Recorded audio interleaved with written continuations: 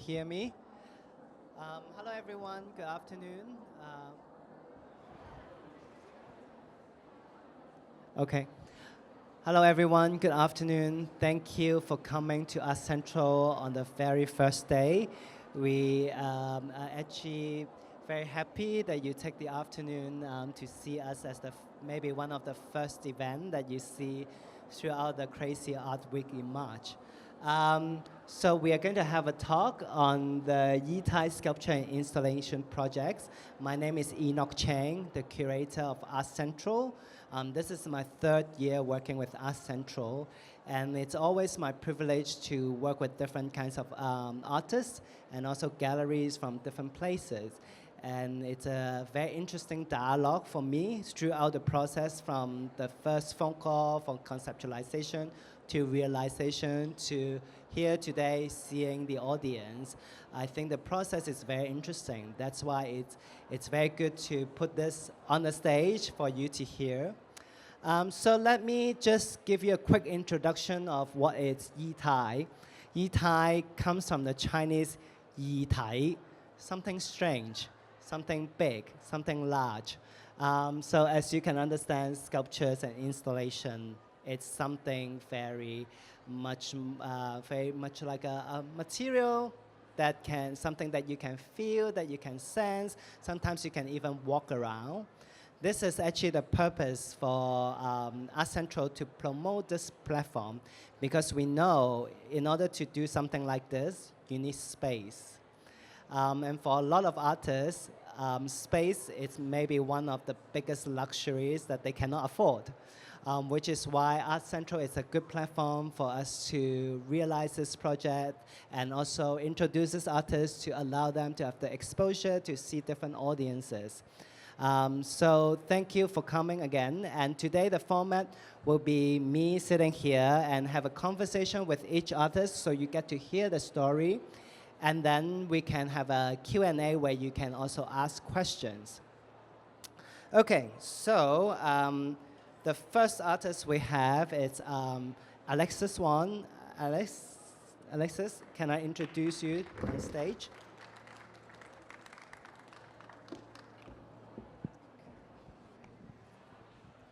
Okay, please take a seat. Okay, so I always start with the most important question. Okay, where is your work in Art Central, and from which gallery are you represented by? Hi everyone, I'm Alexis. This year for the Yitai project, I'm showing my work Sunken Echoes at P6.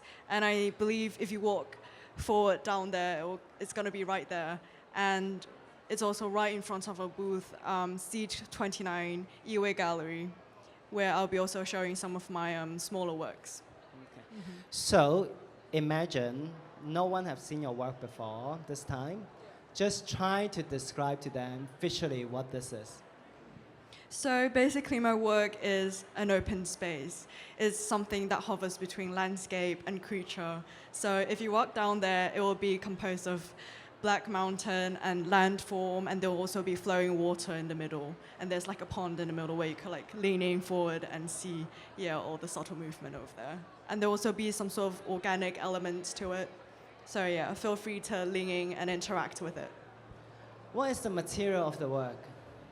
Wow, it's a long list. You don't want to know. But yeah, I use a mix of materials and some like metal, and I use tree barks, and I use fox fur, and I use just everything in general to create this very ambiguous creation.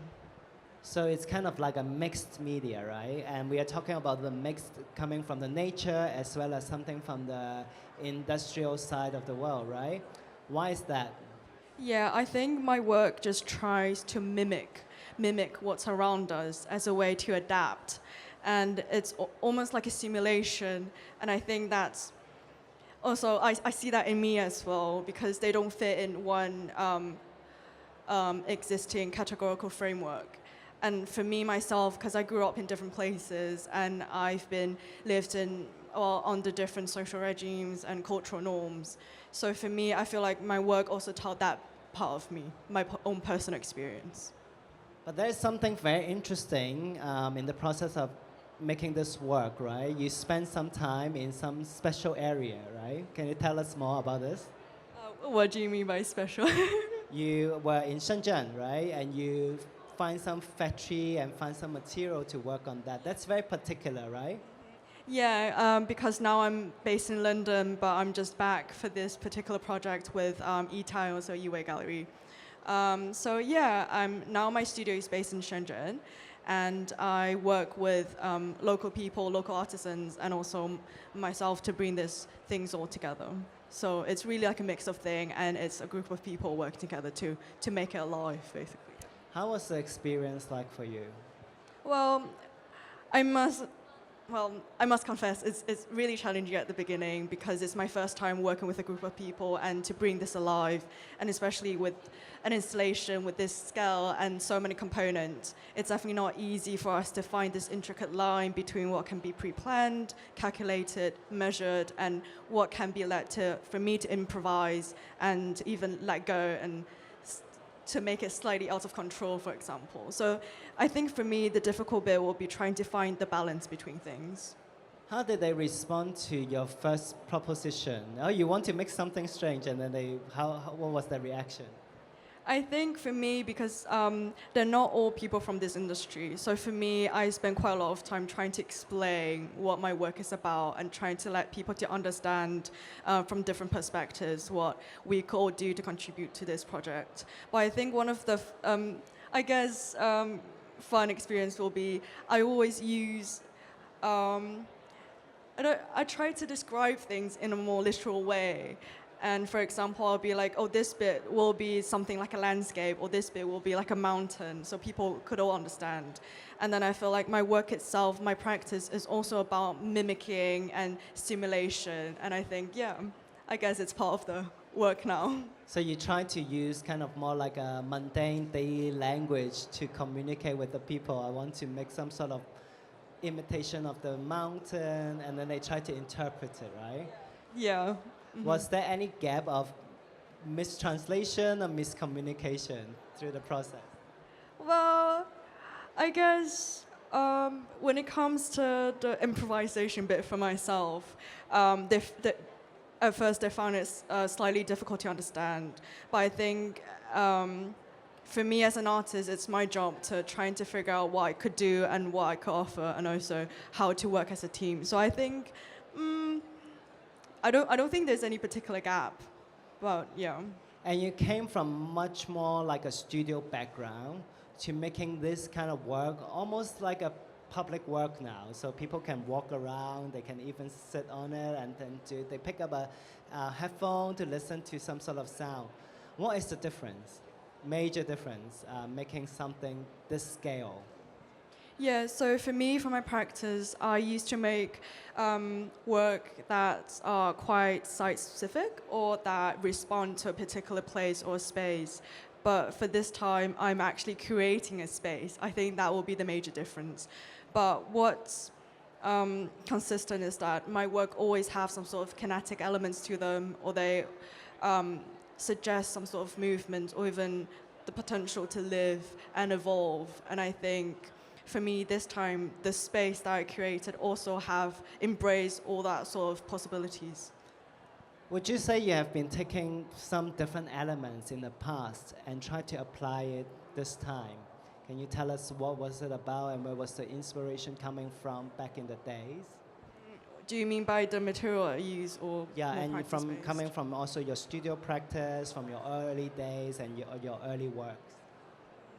Yeah, so as I just said, my earlier works had more focus on, I guess, the space around me and my personal experience. But this time, I'm trying to incorporate that with my own interpretation of my own understanding of this Chinese philosophical term, which is shi. And people widely use it to interpret feng shui, for example. So I'm trying to bring that into my installation this time and see what it could happen next, basically. Yeah. So since finishing the work, it has been a few hours now. that you have seen some audience. How did you feel the process and your experience coming about? I think one big thing about my work is that I really value audience interpretation and their participation and interaction. So being part of the ETI project really allowed my work to interact with the bigger crowd and stage. And yeah, I've been getting good responses from people. And yeah, if you do find me near the booth, please let me know what you feel about the work. Yeah. So after this work, do you have bigger ambition? Is there anything more you like to do? Yeah, I think one thing that I'm sure is that I'll definitely keep making art. But yeah, I might be somewhere else. I might be,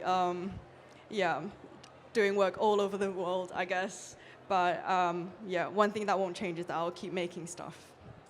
Good. I wish you good luck. Yeah, and Thank maybe you. we'll talk more in a bit in the Q&A. Thank you. Thank you very guys. much. And then the next artist is coming from Korea, yeah. And I'd also like to invite the gallery to come and accompany the artist and have a conversation on the stage. Yeah.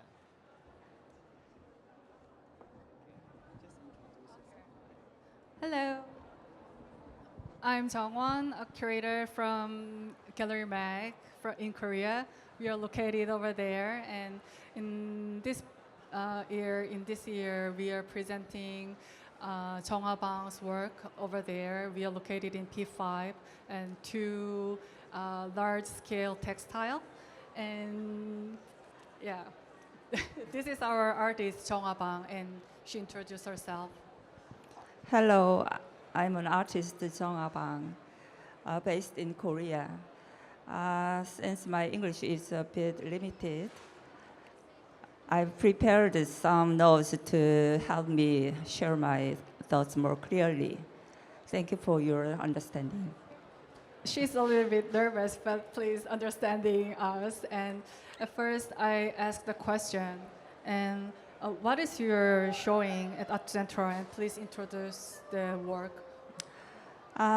In this presentation, I'd like to talk about relationships. In my work, these relationships often appear through the lines that I draw. I think of these lines as a way of loosening the boundaries of solid forms and the relationships between them. Recently, there has been a growing sense of anxiety around the world. Fears about the war, the climate crisis, and the rapid development of AI. Living in Korea, which is still a divided country, I feel that I'm not separated from these issues. Because of that, I often find myself thinking about these problems in terms of relationships between nations, nature and humans, and human and artificial intelligence. All right, you can check the lines over there.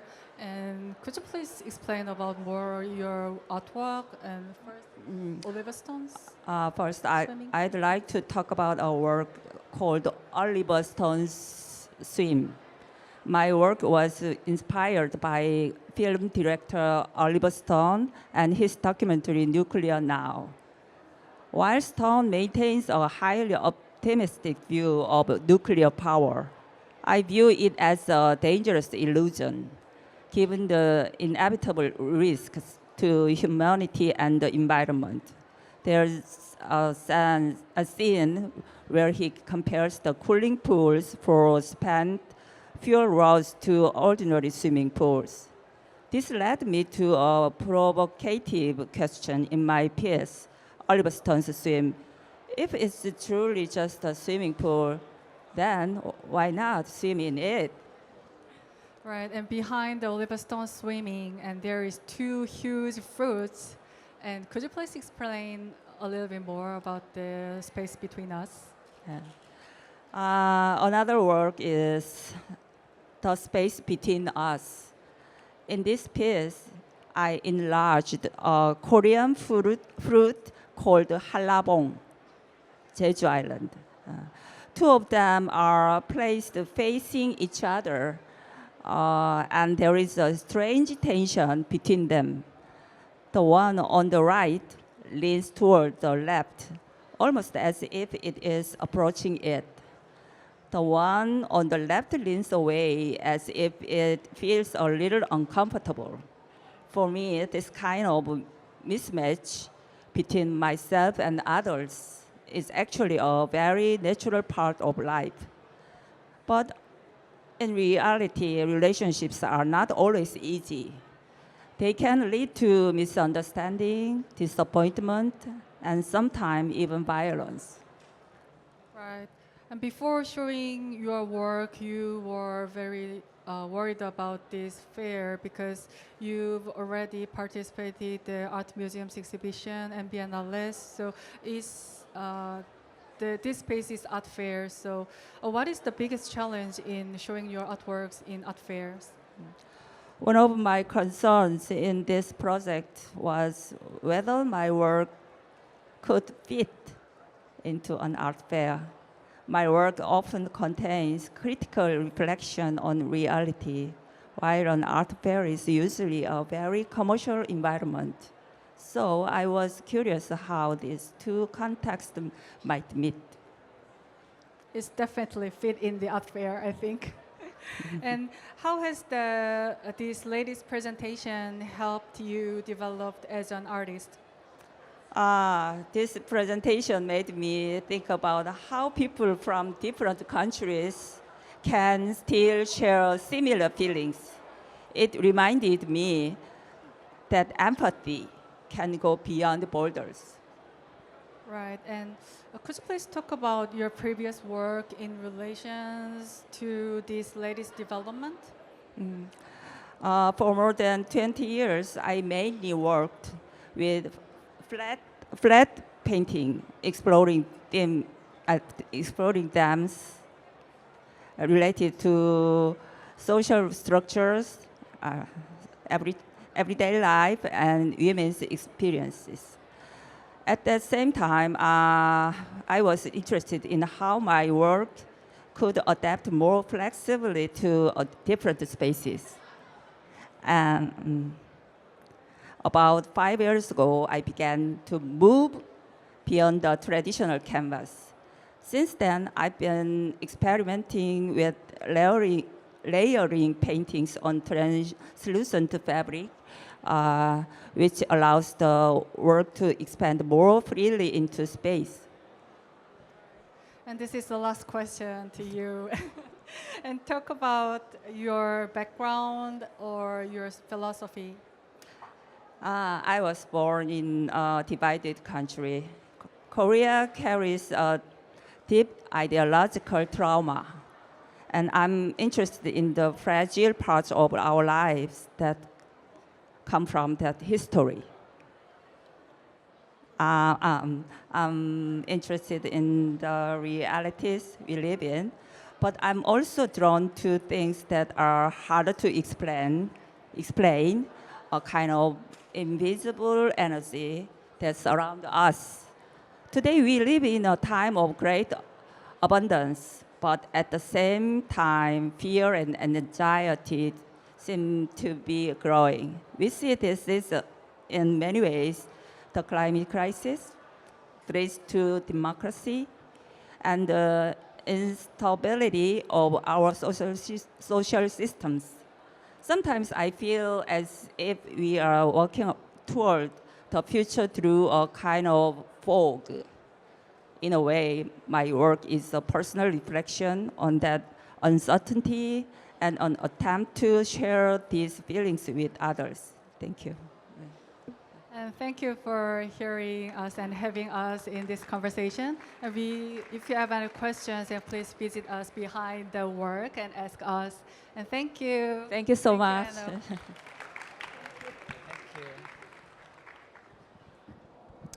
And then may I invite a Hong Kong artist, Silvester, to join me on the stage.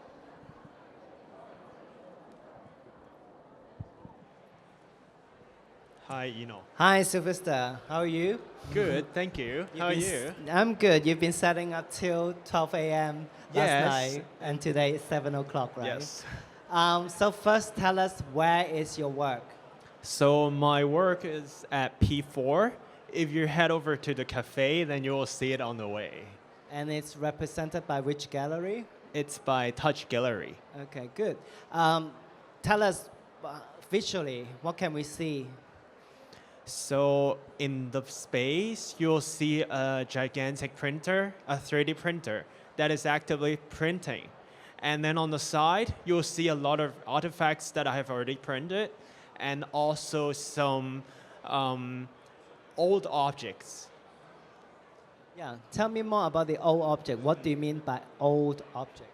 So I have collected a variety of obsolete objects from Hong Kong locally in an older district that is called Sham Shui Po. I collected the object from street stalls where people abandoned them because newer technology actually appeared. So there are actually a lot of abandoned objects in our daily lives. I especially picked objects that are more relevant to us, that people might once own here in Hong Kong, so that people might feel more related to the work. You keep saying objects. Can you give us a few examples? What kind of objects can we see? For example, the digital dictionary, keyboards, and then there are game controllers, and then there are old video camera, video recorders, because these objects actually became obsolete after the introduction of an iPhone or of a smartphone.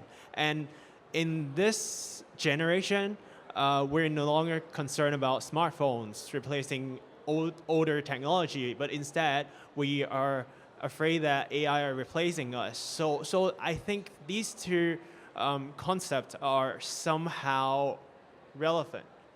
And it's time for us to think about the urge of preserving obsolete items. Okay, by preserving, you try to scan them, right? And then what do you do with them? So in my ongoing project that will last for that will happen the next 5 days, and also today, I will be 3D scanning these objects and then digital manipulating them into forms that resembles ancient creatures. So, and then I will print them in my 3D printer. So it's a process of transformation, and also, that. So the process sounds actually quite ambitious, and it must be very challenging, right? Tell us more. Was there any problem that you have encountered? I mean, of course, to bring a big 3D printer into an art fair isn't an easy job. And also, I set up half a studio there.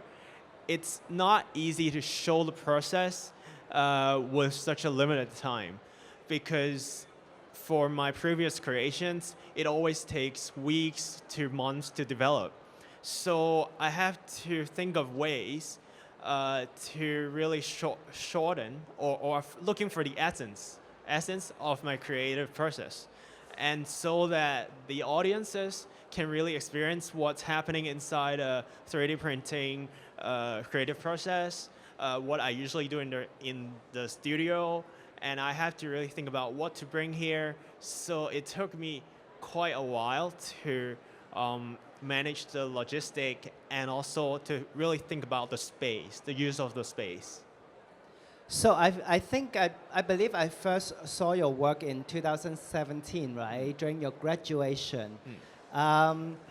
You were very much interested in ceramics and also in 3D printing. That was the beginning when you were using the 3D printer, right? When 3D printer was kind of introduced into our world now, and then everybody is talking about it and using it. How was it for you back then? So I was trained as a traditional potter, kind of, but we were also taught contemporary concepts in uni. So with that background, I try to find new perspective to view this traditional material, ceramics, because it has such a long history. People have been practicing it for thousands of years. I hope to use digital tool to view this material in a brand new way. So that's how I started my journey in 3D printing. And later on, I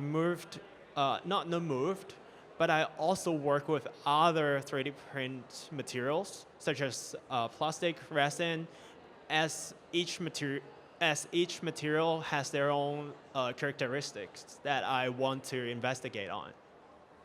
Well, I still remember 2 years ago, Art Central first commissioned you with a medium-scale project. It's not big. It's not that big. And this time you're taking a space, almost like a booth space, right? What would you say would be the major thing that you have learned from being more like a studio artist to being someone who is seeing tens of thousands of people now? I think being a studio artist, you get to practice on your own. You can be really focused on your own creative process.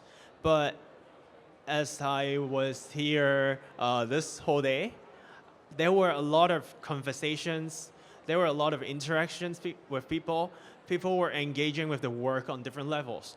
And I find that really amazing because it's not something that you get from practicing only inside your studio. I wouldn't say I am really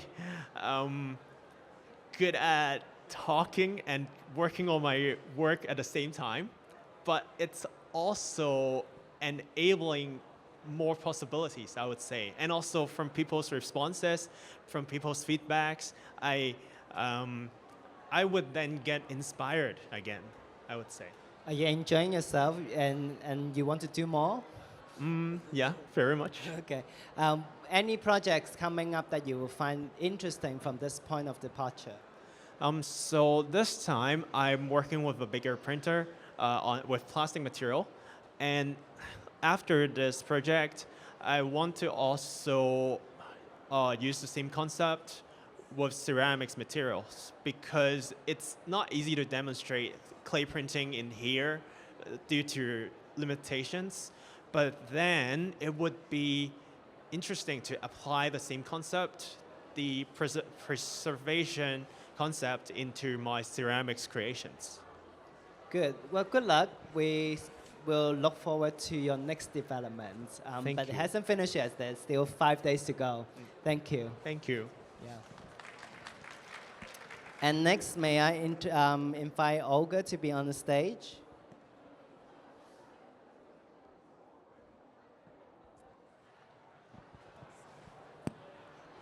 First of all, can I ask you to introduce yourself? Hi everyone, my name is Olga Prokhorova and I'm part of the gallery RARARES.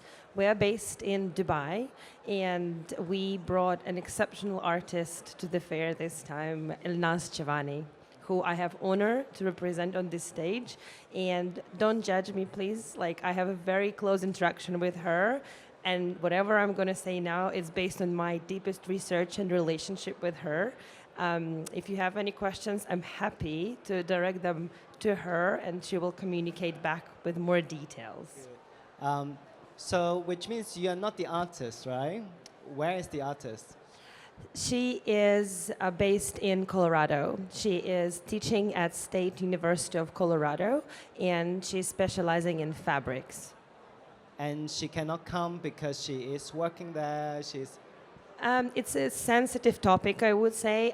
Technically, let me put it this way, she can come technically, but there is a risk that she won't be able to potentially, enter back or, so that's why I'm honored to work with her art and show it around the world. So she is originally from Iran And then she moved with her family to Chicago, where she got her master's and where actually her first recognition happened. And then she moved to Colorado, where she's currently based. So she has her life there, even though her roots are outside and the family is actually in Iran. So her art actually spreads the word around the world for her. So can you tell us where can we see the work? Yes, it's P8. So it's in the next section of the fair, so next to the booth A18. And she's represented by your gallery. Exactly. She's represented by the gallery RARARES, yes. Based in Dubai. Based in Dubai. Okay. So can you describe to us visually what can we expect when we see the work?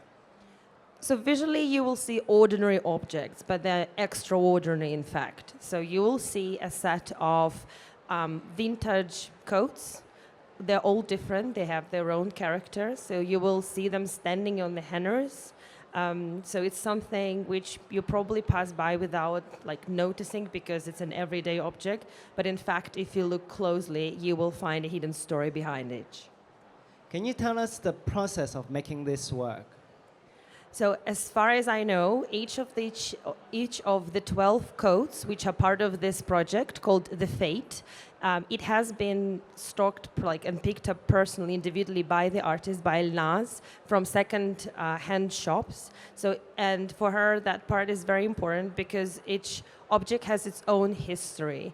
And then she brings us to the studio and she tells a new story. So sometimes we don't know the past of the object, and then by engaging with the object, by feeling the object, and depending on technique Elnaz uses, because sometimes it's hand embroidery, sometimes it's collage, sometimes it's just stitching or adding a few pieces here and there. Some of you will find, for example, there was one jacket with the burned places. So it's actually a magical moment, I would say, when the artist Elnaz starts to engage with this vintage coat, thinking about the history and then thinking about what kind of new life she wants to give to those coats. So these objects are very tactile and close to the body. Does it come from her practice in the past? Absolutely, yes. So the body is the key word, I would say. So in her artistic practice, body, identity, migration, displacement, that is essentially the core and essence of her research from day one. And she's still working on these themes, and you can see that from her other projects. So I think it's important to explain that Elnaz is the person who works very closely with each project, and each project is unique, original. She's not repeating herself. So she has series of works which is called Dwelling Places, and there is another series of work called Phonetic Fragments. So even though both series are mainly structured as tapestries, because of the different techniques she uses, you get a different feel from the work. So for example, in Phonetic Fragments, she's mainly focusing on playing with collage in technique and textile. In another series, she's exploring dyeing and the different colors and approach with the fabric. So, and also the composition, the figurative element, the lines, the colors, they're all in kind of create different layers which get into one conversation about who am I, what do I represent, what does it mean to have those experiences I had in the past. And now obviously she is more mature as an artist and she can reflect on more universal problems and issues which are probably concerned people with around the globe. So would you say textile and fabrics are the central medium that she uses? Yes, but she plays actually very interestingly with this media. So it's not only the tapestries which you can put on the wall. She actively engages with installations. So she has a very, one of my favorite installations called My Effigies. So these are white fabric sculptures with hand embroidery in like Farsi language. So, and it tells like this story. It's kind of like very deep connection with her roots and culture. So even though the material, yes, itself, it's fabrics and textile, but because of like all the tools she has at her disposal for working with that media, she essentially, I think she can create anything from it. What is the specificity of this material to her? Do you know? I think Elnaz could explain better, but from the gallery's perspective, I can say, like it's extremely fragile to deal with because especially when we move it from one place to another, so we really have to take care how we wrap it, like how we pack it, then, steaming and ironing, it should be at certain degrees and level because all the colors, they're hand dyed. So like the moment you create some humidity around it, like you can ruin the artwork. So from kind of taking care perspective, they're very fragile. Even like some people say, the hardest work is to work with glass sculptures or glass works. Like, trust me, dealing in respect and care with textile and fabric art is similarly hard. So I hear this very clear keyword, care. It's also very important. The sensitivity of the medium itself and the work and the message is also very important about the work. Can you talk more about the idea of care in our work?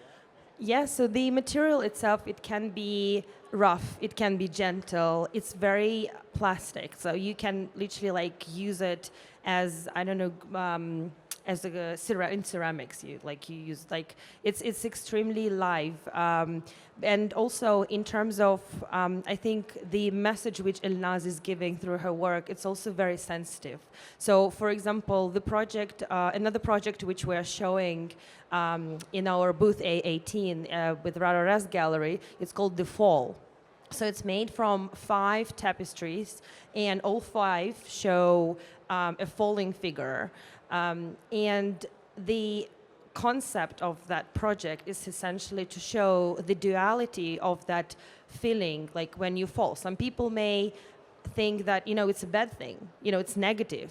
But when you look at her works, I personally feel liberated. I personally feel that I have freedom. And, it's not negative at all in the way how you feel it from the work. So this kind of like very gentle boundary between negative and positive, which I think her media, textile and fabric, does excellent job in, delivering the message. And actually, this material, it's also like Juna's material fabric, like maybe only at times when we need to take a shower will we be fully not touched by fabric, right? So we are actually surrounded by fabric all the time, and it's a very strong daily material. And her work speaks a lot to daily lives as a migrant. And you have observed the process of she growing and also using this material to respond to the daily life. Can you tell us more how you work with her each time?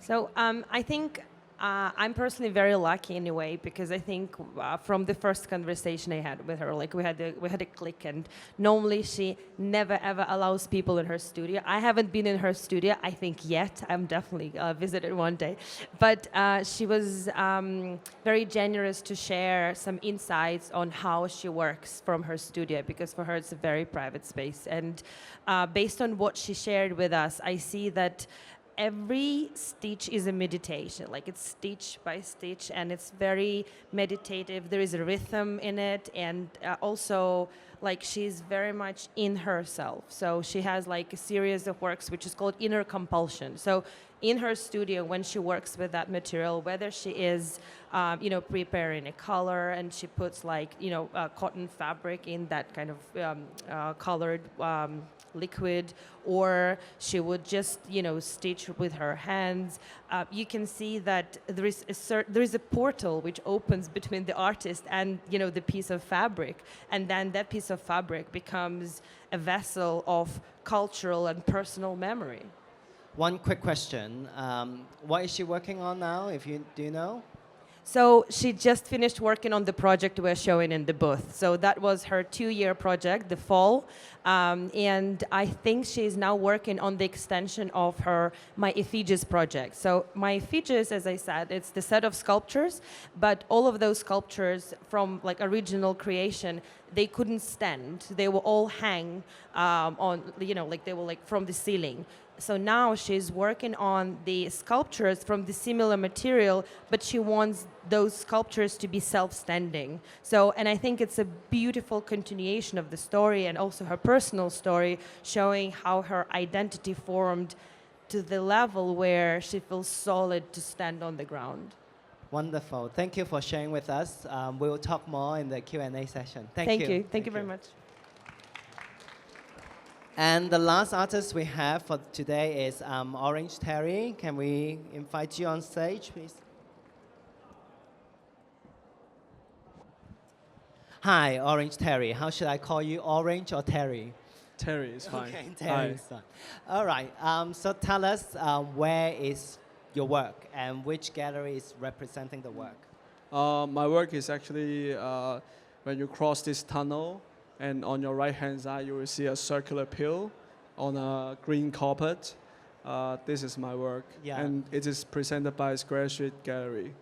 Okay, so you talked a little bit already. You have just talked a little bit about what we can see, right? Can you describe in detail what do you mean by circular and the green carpet? What are we seeing? Is there some material there that is supporting this work?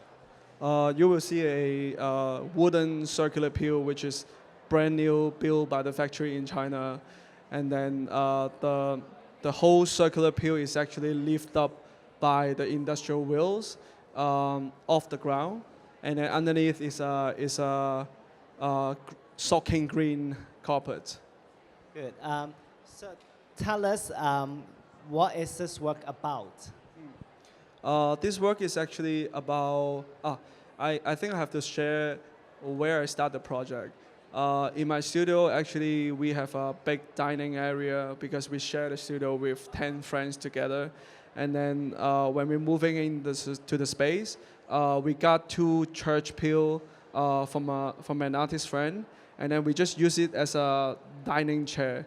And then it's really interesting to me because when some heavy symbol objects take away from the original context and replacing in another context, it drives another things. I feel like it's quite powerless and also meaningless to us. But this time I'm building a church pew, not in a church, but in a commercial art fair. I think it's interesting conversation because when you go to the church pew, you will see a circular shape. It looks like welcoming you to go inside, but in fact, it's rejecting you to go inside. So you will feel powerless when you're observing the objects. And also, at the end, you actually can push it a little bit, but honestly not encourage everyone to do it because it's too dangerous. If someone putting the feet underneath, it will cross it. So it's just a meaningless rotation in the fair. You talk about the idea of meaningless. The meaninglessness means something to you, right? Yeah, I think I do a lot of objects. It's all surrounded by contradictory humor and also the powerlessness.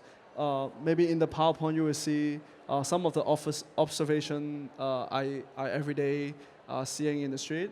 A lot of labor record from the street you will see, and also from last year I make an object which is a stackable chair here.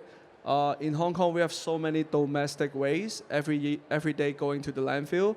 And then I feel like, because I studied industrial design before, and I feel like why I have to design more chairs? Why not I use the existing chair to produce new chair? So I just collect the second-hand chair from the online platform, second-hand platform called Carousel. and I just stack them together, and then bond them together by the glue and the screw, and then just cut 4 legs and become 1 chair. So it's kind of using a very redundant and wasteful method to producing new objects. Yeah. So when you say meaningless, actually you're removing the function of the object to turn it into something else so that new meaning can arrive. Yeah, just like that chair I make is originally the meaning of this monoblock chair is serving a cheap and effective purpose. So when you unfolded all the chair, you can sit 7 chairs at the same time. But now I'm taking out the function. You can only sit 1. It's still sittable, but you cannot separate them. So the stackable function is already removed, and then drive another meaning that, we are so wasteful. So Terry is using a super wasteful method to produce new chairs. I want to go back to the pew at the Art Central. There is a very strong title for this work. What is the title of the work? The title is called Found Faith because especially in nowadays, the messy world, I think everyone try to find something to believe or find something to hold on to make sure you can move on every day. But I feel like nowadays, all the faith is easily shifted by the environment. I share one of the examples is that I grew up in a just normal family in Hong Kong, and then every day when I grow up, our family would teach us that, buy a house when you grow up. It's a strong belief to every Hong Kong people. Housing is is your life dream. You have to chase for a house for 30 years because this is something everyone believes. But in current few years, this belief already damaged, and then no one believes the housing anymore. But maybe some people still. But something when I have the sense of understanding the world, I already know housing is a thing I have to chase in my life. But now it suddenly disappeared. So I realized that faith or belief is not that strong nowadays in this generation. So I designed the church pew, which is kind of lift up off the ground, and then it's easy by other force to make it move.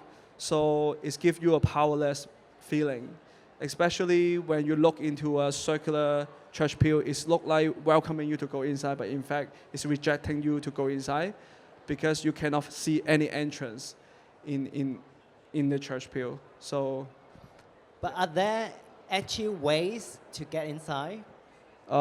If you're brave enough, you can jump inside, or you can roll inside. So you have to find different ways to find faith now. Yeah, and also, especially I think this chair or this pew putting in an art fair is quite interesting because I think everyone except the people sitting here, they are quite tired because no matter visually or physically, because in here you have to walk all the time.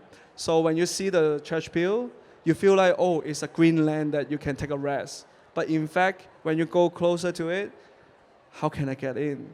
Yeah, it's kind of giving you a powerless feeling. Yeah, I still remember 2 years ago when Art Central commissioned you, you also made chairs.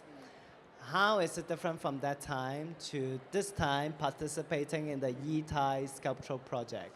I think the biggest difference is this chair, this pews is I never see before I set up in this venue because it's too big. I cannot install it in my studio, honestly. So the biggest difference between 2 years ago and now, 2 years ago I still can install in my studio and then stack it in my studio. But now this one is my first time to see it complete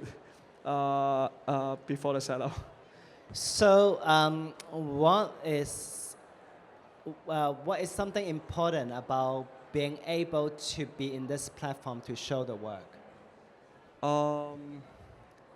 I think the platform is providing a strong connection to the audience, because as a creative person, I always stay in the studio and work alone, and then sometimes you call me and then talk about the piece, but other the time, no one talk about that conceptual things with me, so it's quite lonely. But now in this fair, I think quite a lot of people expecting to get some concept or some unusual conversation in your daily life. So are you enjoying yourself so far Yeah, for I the do. first day? Yeah. And are you going to do some more ambitious projects coming up? Yeah, I think this project kind of give me a strong feeling that I have to start something about the factory production things behind the objects, because during the process, I want to share a bit about the factory of this production. This factory is not a normal wooden furniture production house in China. They only do church pill. And then I find for a long time, and I find a few factory can do the church pill, but I got rejected because they all said, no circular church pill. No church need the circular church pill.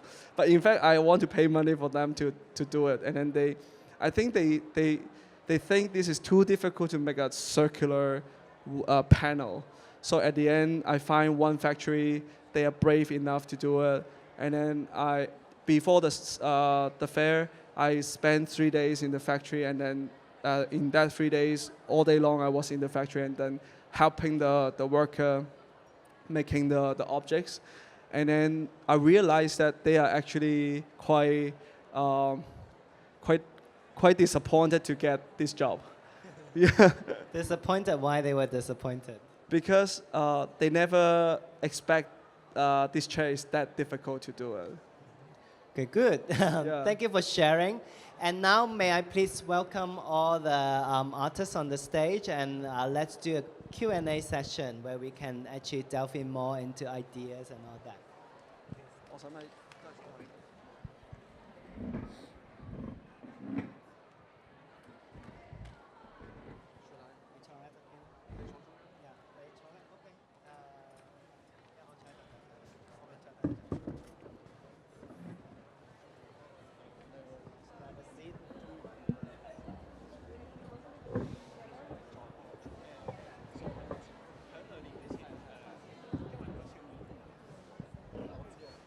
Okay.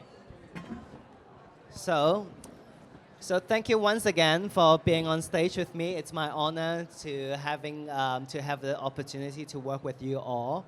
So I guess my first question is very straightforward. Think about one person that you really want to show this work to. You can start, Olga. May I? Yeah. I really would love Elnaza's father to come and see it, because he works with fabric, and I think he was the one who inspired her to switch from painting to fabric. And there was a very turning point in her career where she took all the paintings and she put it outside of her house just to give it away to people. And then that was kind of the beginning of the phase where she only was loyal to fabrics. And I think that's because of her dad. And I know that he's very supportive of her. So I would be really happy if you could see it. And it will be interesting for him to come all the way and see like tens of thousands of people coming to see the work. Yeah, absolutely. Yeah. Well, other people who have some idea? It can be one person or one group of people or whoever you like to invite. Yeah, go ahead. I want the factory producer can see. Yeah. Why is that? Tell us more. Because they keep asking me where will I put the church pill, and I keep explaining that it's for an exhibition, and then they never imagine an exhibition need a church bill. It's totally wrong context.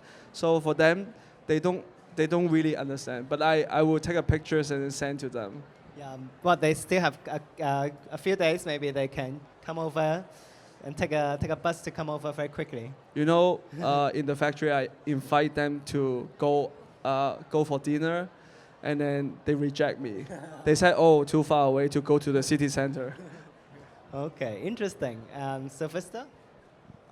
I would say it could be the people who I have experienced the object together with. Perhaps there were some game controllers at my project, and I think it could be interesting to share this work with the people who I've played with, or say my family who bought me a game console when I was young. I mean, it would be meaningful for me and perhaps to them, knowing that they have grown this seed in my creative journey. So they brought you something as a kid, and now he's in the art fair because of that game control. Yes. Alexis? Yeah, okay. My answer will be straightforward, and she's here today, so I'm one of the luckiest person. It's my grandma. And because she actually helped me to make one of my work, which is also showing at the booth, at our booth C29, which is called A Study of the Basin. It's basically like a standing sculptural thing. And because she is really keen on making fabric and stuff, and she used to work as a fabric designer and also making clothes and stuff. And so, she helped me a lot bring my work together. But she's here today, so yeah. Good. Jeong-A? 특히 저 한라봉 그림은 트럼프에게 보여주고 싶습니다. 트럼프. Actually, she wants to show her the fruit works to the President Trump in U.S. And it's a sensitive answer, so actually she is hyper aware of the global issues, and she always focuses on the geopolitical tensions or the climate crisis or other things. So that's why she answered like this. Yeah. 제 작품을 Don't let go, please. 제 작품을 사면 제일 좋겠고요. She says she wants to sell to her work to him. Well, all the answers not impossible. These people do exist. You never know. Yeah, you never know. I'd like to open to the floor because we don't have a lot of time yet. Does anyone have any question that you'd like to ask? Anything more? Okay. All right, if not, I'd like to invite each artist to tell us, very important, where can they see your work and which gallery are they representing so that they could go and find your work. My piece is called Found Faith, and then it's actually in another area of the venue. You cross this tunnel, on your right hand side you will see a big circular wooden church pew. In P2 area, I was presented by Square Street Gallery. My project is located at P4. I'm represented by Touch Gallery. You can see the digital fossilizer at the end of the hall that way on the second hall. And so if you go over to the cafe, it's right next to it. So to find Elna's project, The Fate, you should just search for standing vintage jackets in section P8. So for my work this time, an interactive installation, Sunken Echoes, it's at P6, and I believe if you walk down there, it's going to be somewhere right there. You won't miss it. And I'm presented by Iway Gallery at C29 this time, where I'll be also showing some of my smaller works. 저는 감사하게도 운 좋게도 바로 여기고 P5고 저를 지원한 갤러리는 맥 갤러리입니다. Fortunately, her works is here, P5, and we are the gallery behind over there, the Gallery Mac, and we present her work in this time. I'd like to invite you to take your time to see their work, and the artists and the gallerists are here. Please take the opportunity to speak to them. Thank you so much all for coming. I hope to see you in the coming few days. Thank you very much. Thank you.